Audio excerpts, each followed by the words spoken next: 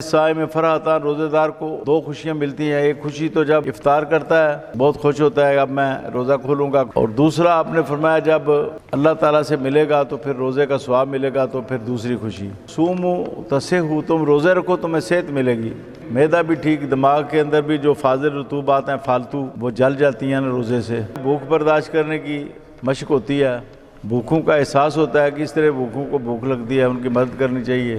اس لیے اس کو شہر المواسات فرمایا۔ اور پھر آدمی صبر کرتا ہے، صبر پر بڑا اجر ہے، اللہ کی رضا کے لیے ہوتے ہوئے نہیں کھاتا۔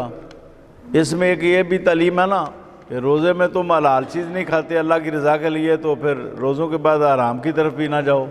جس اللہ کی رضا کے لیے تم نے حلال نہیں کھایا روزوں میں، دن میں حلال چیز تھی، دودھ تھا، پانی تھا، مشروبات تھے، کھانے کی چیزیں تھی، نہیں کھائیں، اب تم روزے گزار کے اب تم رشوت لیتے ہو، اب چوریاں کرتے ہو، اب تم ڈکیتیاں کرتے ہو، اور اب تم خیانت کرتے ہو، اب لوگوں کا حق مارتے ہو،